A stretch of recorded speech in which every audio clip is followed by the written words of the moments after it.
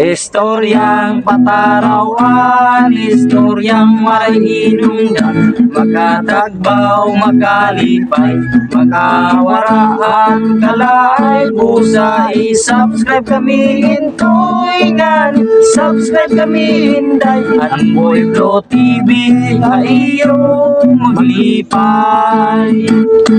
Okay dong, mayroon na naman akong kwentong pampatawa o istoryang pampatawa. Ano naman yan, boy? Itong si Juan, sumakay ng jeep. Ayaw ng problema. Hindi marunong ni Juan magpapara. Ito ang ginawa niya. Sabi ni Juan, hindi ako marunong magpapara. Mag-observer lang muna ako kung sino yung bababa. Ngayon, habang tumatakbo yung jeep, may isang babae nagpapara. Sabi ng babae, "Mama, para." Sabi ni Juan, "Ay, ganyan lang pala magpapara. Sige. Subukan ko." Habang nakatakbo yung jeep, habang nagbibiyahe yung jeep, sabi ni Juan, nagsampo si Juan, sabi ni Juan, matisting nga kung ganun pala yung pagpapara. Sabi ni Juan, "Mama, para." Para yung driver. Pero walang bumaba kasi nagtesting lang si Juan.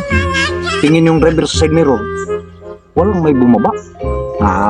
Patakbo ulit yung driver. Sabi ni Juan, ganito lang pala yung magpapara. Sige. Parang hindi pa ako sigurado. Subukan ko pa kuno isa. Sabi ni Juan, "Mama, para."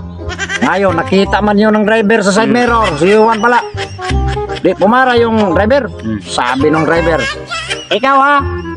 Ikaw pala ang nagpapara-papara dyan tapos hindi bumababa. Subukan mo ulit magpapara ka, papatayin kita." Ayun, natakot na si Juan. Niyon, pambihira. Paano to? Kung magpapara ko ulit, papatayin ako. Nagalit yung driver. Takbo na yung sasakyan. Ayun, malapit na sa bahay ni Juan. Pagdaan ng jeep sa bahay ni Juan, so ganito lang ginawa ni Juan. Ayun lang ang bahay namin. Tatakot naman siya magpapara, papatayin siya ng driver. Pagdaan sa bahay na, sabi na ni Juan, ayun lang ang bahay namin.